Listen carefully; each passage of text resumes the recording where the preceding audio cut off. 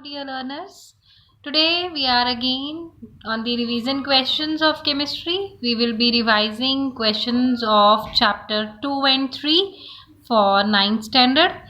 And I am going to start with the first question, which was discussed in the previous lecture also, but many of the students they faced problem. So today I have tried to solve it in the other way, and I hope you will be getting by this method. Let us start with this question. Question is, you have to calculate the number of oxygen atoms which are present in 120 grams of nitric acid. So number, when we want to find out, formula we are knowing, given mass over molar mass into Avogadro's constant. Fine. But the thing is, we have to calculate number of oxygen atoms which are present in HNO3. See, listen bete, in HNO3, number of hydrogen atom, it is 1. Number of nitrogen atom, it is 1. But oxygen, it is 3. So see, firstly I have written the molecular formula for nitric acid, that is HNO3. Then we have solved its molecular mass. Fine. So molecular mass comes out to be, it is 63 grams. Fine. Now listen carefully. 63 grams of HNO3 contains oxygen atoms. 63 grams of nitric acid में कितने oxygen atoms हैं?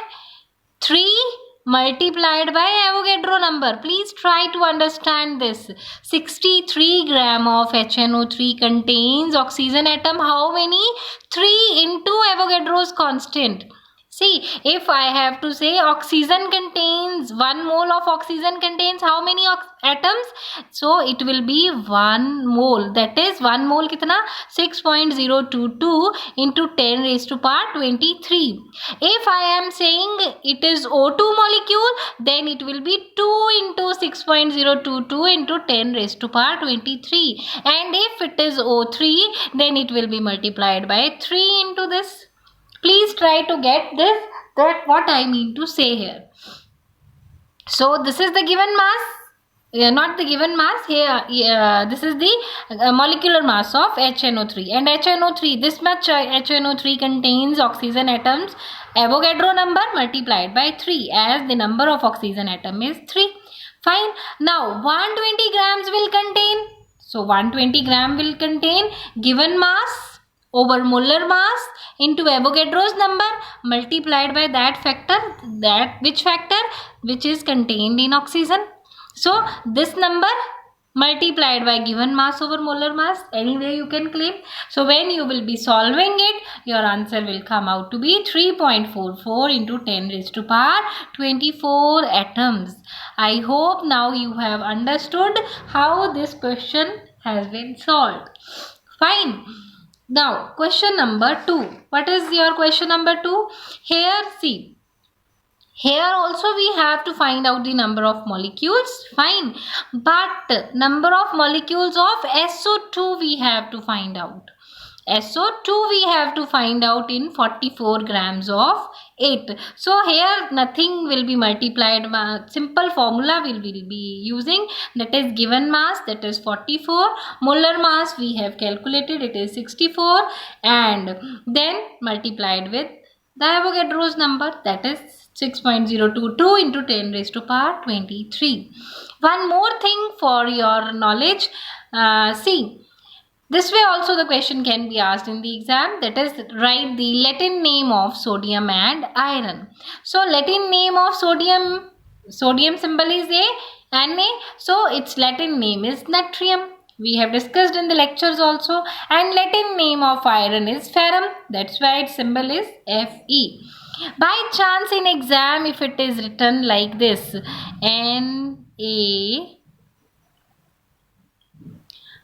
Na2SO4, 4 this way. So please make sure in bracket he will be writing and sodium sulfate, but as sometimes computer is not taking in the down way, so if it is written this way, don't misunderstood, it is actually Na2SO4. don't get confused in exams that it is wrong.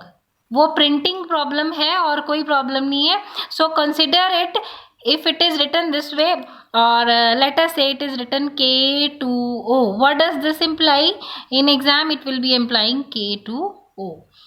It is just the typing error, nothing else. So don't make issue in the exams that what is this written. Fine. Now next question is, you have to find the molecular formula of all the compounds which are going to be formed by the combination of the particular ion. See, ions are given. Positive I have written at the upper side, negative I have written at the lower side. And whenever, please make sure, whenever the formulas are supposed to be written in exams, make sure the very first step will be to write down the symbol for the particular element or the compound, then write down its valency with positive and negative sign, then crisscross, and then see, this question will be divided in 3 halves. Then and only then you are going to get credit. Otherwise, if you will be writing straight away simple direct formula, then marks will be deducted. So copper, firstly we are going to make compound of copper with chlorine, so it will be copper chloride as I have shown. Then it will be copper sulfate, sodium chloride, then sodium sulfate, iron chloride and iron sulfate. How they have been formed? See, copper 2 positive, chlorine 1 negative, crisscross, CuCl2. Similarly, copper 2 positive, sulfate 2 negative. Both 2 will be cancelled out because having same valency, so formula will be CuSO4. Third, sodium 1 positive, chlorine 1 negative. So formula will be NaCl, 1 will be cancelled out. Next, sodium sulfate Na2SO4, Na2SO4. Then iron chloride. Fine. So iron having valency 3 positive, chlorine 1 negative. So it is FeCl3. If the valency is written 2, then that way you can write. But it will be given to you the elements which are bivalent, trivalent, means which are having more valency more than 1. So those valencies will be written like copper. If it is written copper in bracket 2, this way, so it means copper valency you are going to consider 2. Similarly, Fe2SO4 whole thrice. Fine. So this is iron sulfate. Then next question is, which separation technique you will apply for the separation of the following mixtures? So which techniques we have to apply? Oil, if we want to separate from water, we will be using separating funnel. Camphor we want to separate from sand, we will be using sublimation. Cream we want to separate from milk, we will be using centrifugation. Okay. Then we have to categorize what? We have to categorize the elements and compounds. They were actually written in one common box. I have separated it out. So make sure iodine is element, gold is element. 24 karat, why I have written? Because this is pure form of gold. Carbon, if it is written 22 karat, then something will be mixed. Okay. So carbon, it is again element, iron element, aluminium element. When 2 or more than 2 elements will be combining together, they will be giving rise to compound. Fine. HCl, 2 are there.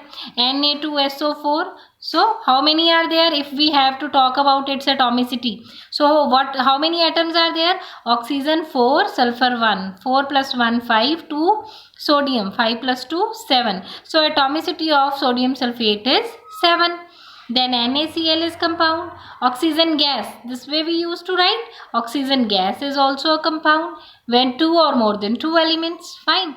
Copper sulfate is CuSO4. It is also a compound. Fine. Then comes your question number 7.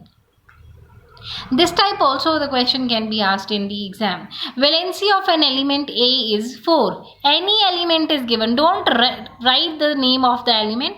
A is 4. So I have written A is 4. Write the formula of its oxide. Oxide मतलब oxygen के साथ उसका formula क्या है? Oxygen valency is 2 negative. If it is 2 negative, definitely it will be positive. So crisscross formula will be A2O4. And when you will be crossing it, it will be 2 1s are 2, 2 2s are 4. So that is AO2. Then next, what does these observations indicate? See, what does these observation indicate means 2O. 2O represents what? 2O represents 2 atoms of oxygen or gram atoms of oxygen. But what does 3O2 represent? It represents 3 molecules, O2 molecules of oxygen gas, or we can also say 3 gram moles of oxygen gas. Fine. Then this table I told to go with this. I have given some of the important examples for colloid, that what is the dispersed phase and what is the dispersing medium. See, fog. In fog, liquid or water droplets, they will be acting as dispersed phase, whereas gas or air, that will be acting as dispersion medium. This thing you have to memorize from the table. Then another important thing, cheese, if we are talking about, from cheese, the solid part or the fatty part, it will be acting as dispersed phase, whereas the water or the liquid, it will be acting as dispersion medium. Then colored gemstone. So solid part will be acting as dispersed phase as well as the dispersion medium. So there is no hard and fast rule for this. These things you have to learn as such from the table. So no need to get confused कि how this type of question will be. This is given in your NCERT. You can learn from the given particular substances that which part will be acting like your dispersed phase and which will be acting like your dispersion medium. Better you should go with your NCERT and copy notes along with these discussion questions. Your paper will be going to be the best. By that time, good luck for your exams. Take care. Stay blessed. Thank you.